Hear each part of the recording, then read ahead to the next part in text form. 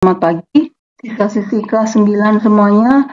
Kali ini saya akan membagikan latihan soal untuk persiapan ujian sekolah Tabel IPA kelas 9 tahun 2024. 35 soal akan saya bahas dalam 2 part atau 2 video. Ini ada 14 soal, nanti sisanya di part kedua. Soal yang pertama ini tentang materi gerak. Sendi yang terlihat pada gambar di bawah ini adalah sendi. Ini adalah gambar sendi yang ada di gelang bahu dan tulang lengan atas, di mana sendi yang terdapat di gelang bahu adalah sendi peluru yang bergeraknya ke segala arah. Jadi jawabannya adalah yang A. Sendi peluru selain di gelang bahu itu ada di gelang panggul antara tulang paha dengan gelang panggul. Kemudian sendi engsel itu ada di siku dan di lutut yang bergeraknya satu arah. Kemudian sendi pelana itu ada di ibu jari dan telapak tangan.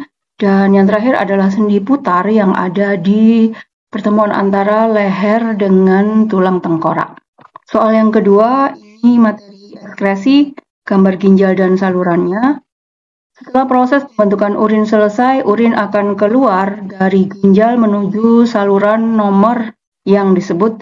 Jadi proses pembentukan urin itu ada di nomor 1 di ginjal. Urin sudah terbentuk, maka dia akan mengalir di nomor 2 menuju ke nomor 2. Nomor 2 ini adalah ureter.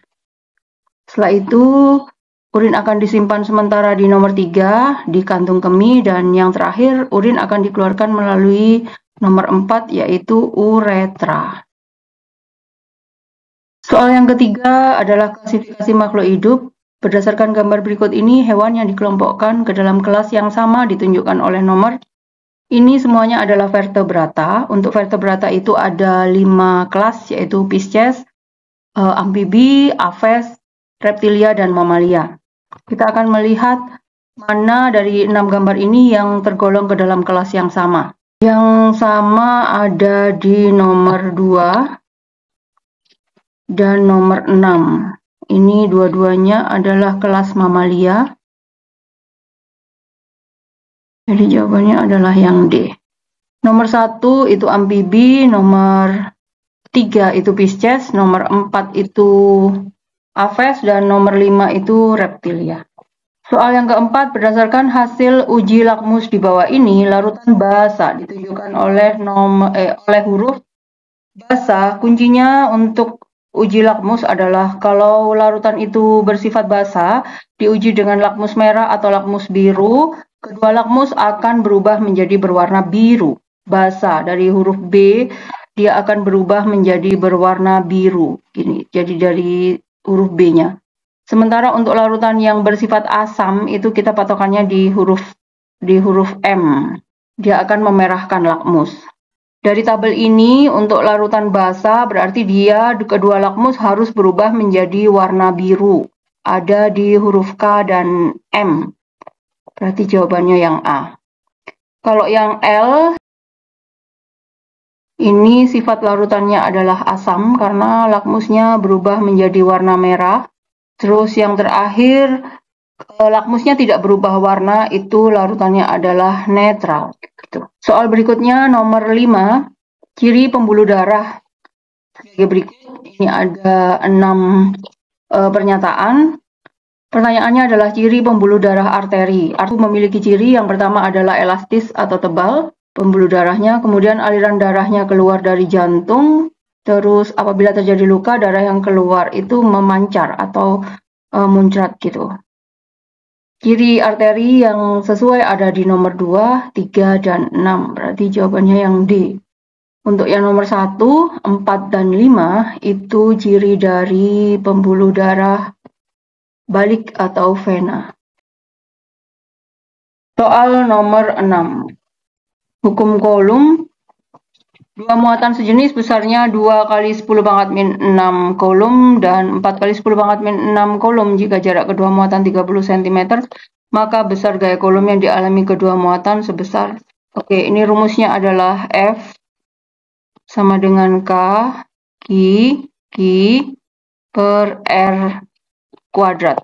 Cara menyelesaikannya langsung kita masukkan. Jangan lupa untuk jarak, karena dia masih cm, 30 cm ini kalau diubah menjadi meter menjadi 3 kali 10 pangkat min 1 meter.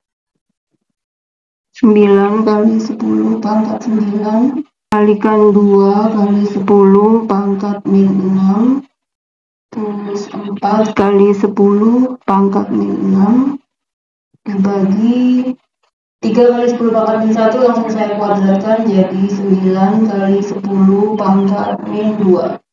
Kemudian yang sama kita eliminasi 9 dan 9, terus 10 pangkat min 2-nya itu saya pindah ke atas jadi 10 pangkat 2. Yang tadi di bawah 10 pangkat min 2. Kemudian kita selesaikan 2 kali 4 ini, 2 dan 4 itu saya kalikan dulu, terus saya tulis di bawah 8 ya.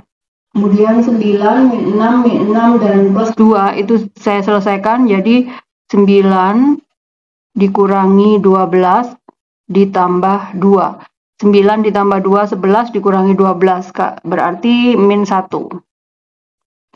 Min 1 itu artinya di sini 8-nya kali 10 pangkat min 1. 8 kali 10 pangkat min 1 itu sama dengan 0,8. Jadi jawabannya adalah 0,8 Newton gitu. Soal nomor 7, seorang laki-laki penderita hemofilia menikah dengan perempuan karier hemofilia. Kemungkinan mereka memiliki anak laki-laki normal sebesar laki-laki hemofilia. Perlu diketahui bahwa hemofilia adalah penyakit terpaut pada kromosom X yang diturunkan dari orang tua kepada keturunannya. Untuk laki-laki hemofilia berarti XY. Hemofilianya kita simbolkan dengan H kecil. Kemudian dia menikah dengan perempuan XX. Karena dia bilang karier, berarti satunya H besar, satunya H kecil. Pertanyaannya, kemungkinan mereka memiliki anak laki-laki. Berarti yang kita fokuskan adalah di kromosom Y ini. Ini dan ini. Hasilnya. Untuk yang pertama, Y dengan H besar, berarti ini hasilnya adalah XH besar, Y.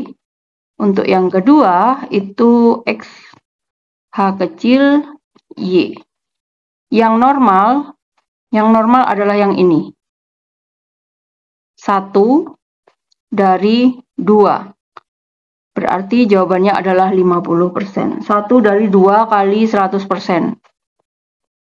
Kali 100% sama dengan 50%. Jadi keturunannya yang anak laki-laki yang normal itu sebesar 50%. Soal nomor 8.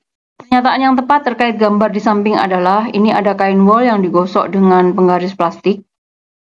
Kain wol dan penggaris plastik dua-duanya itu netral. Ketika diinteraksikan maka elektron dari kain wol itu akan berpindah ke penggaris plastik. Sehingga penggaris plastik akan bermuatan negatif. Penggaris plastik akan bermuatan negatif karena mendapatkan elektron dari wol. Jadi jawaban yang tepat adalah yang C. Lanjut ke materi senyawa. Dalam 2 molekul CH3COOH asam cuka tersusun oleh C itu karbon, H itu hidrogen, dan O itu oksigen. Dalam satu molekul ini, karbonnya ada 2, hidrogennya ada 4, dan oksigennya ada 2. Karena diketahui 2 molekul, maka masing-masing itu dikalikan 2. Jadi sekarang karbonnya 2 kali 2 sama dengan 4, karbonnya 4. Kemudian hidrogennya 4 kali 2, 8. Terus oksigennya 2 kali 2, 4. Jadi jawaban yang benar adalah yang B. Semua yang ada di senyawa itu, jumlah atomnya itu harus dikalikan dengan berapa molekul yang disediakan di situ. Karena di sini jumlah molekulnya adalah 2, maka jumlah yang ada di sini harus dikalikan dengan 2. Gitu. Nomor 10. Atom magnesium memiliki nomor atom 12 dan nomor massa 24. Jumlah partikel atom yang sesuai pada ion Mg2+ adalah Mg magnesium dengan nomor atom 12 dan nomor massa 24. Penulisannya seperti ini, tapi pertanyaannya adalah di ion 2+. Kalau tanda plus artinya nanti elektronnya itu dikurangi sejumlah angka yang ada di situ. Karena ini 2+, berarti nanti jumlah elektronnya dikurangi 2. Patokan untuk proton dan elektron itu ada di nomor atom, angka yang bawah. Berarti jumlah protonnya adalah 12 sesuai dengan angka yang di bawah ini. Ini untuk elektron dan proton. Tapi karena ini dalam ion, maka nanti elektronnya harus disesuaikan dengan notasi atau simbol yang ada di sini. Protonnya 12, elektronnya 12 dikurangi 2, jadi 10. Dan neutronnya atas dikurangi bawah, 24 dikurangi 12 itu 12. Jadi nomor 10 ini jawabannya adalah C. Sekarang lanjut nomor 11. Satu jaringan memiliki fungsi sebagai alat gerak pasif. Jaringan yang menjadi alat gerak pasif itu adalah tulang. Sedangkan otot itu adalah alat gerak aktif. Yang merupakan karakteristik dari jaringan tulang adalah tersusun ada osteon yang tersimpan di dalam matriks dan mengandung kalsium yang C. Berbentuk gelondong, inti satu di tengah, ini otot polos. Tersusun atas dendrit, badan sel akson, ini saraf. Berbentuk cakram, bagian tengah melekuk ke dalam tanpa inti sel dan mengandung hemoglobin, ini eritrosit atau sel darah merah. Soal nomor 12, jika pada jaring-jaring makanan di bawah ini populasi tikus dibasmi, maka yang akan terjadi adalah lokasinya di sini. Jadi di sini dia memakan tumbuhan, kemudian dia menjadi makanan dari rubah dan elang. Berarti nanti ada hubungannya dengan jumlah populasi tumbuhan dan populasi elang atau populasi rubah. Kita perhatikan di option jawabannya, populasi tanaman meningkat, ya, dan elangnya menurun. Oke, berarti yang B. Soal nomor 13, percobaan fotosintesis dengan Haus. Percobaan di samping terbentuk gelembung udara dari proses fotosintesis hidrilla. Membuktikan bahwa pada fotosintesis menghasilkan, kalian harus mengingat reaksi dari fotosintesis. Yang dibutuhkan pada proses fotosintesis adalah karbon dioksida, CO2, dan air, H2O, kemudian membutuhkan sinar matahari dan klorofil sebagai pemfiksasi sinar matahari. Hasilnya adalah glukosa, C6H12O6, dan oksigen atau O2. Karena ada muncul gelembung udara di hasil, itu adalah oksigen. Jadi, jawaban yang benar adalah yang B. Oke, kita akan lanjutkan di pembahasan latihan soal ujian sekolah part 2.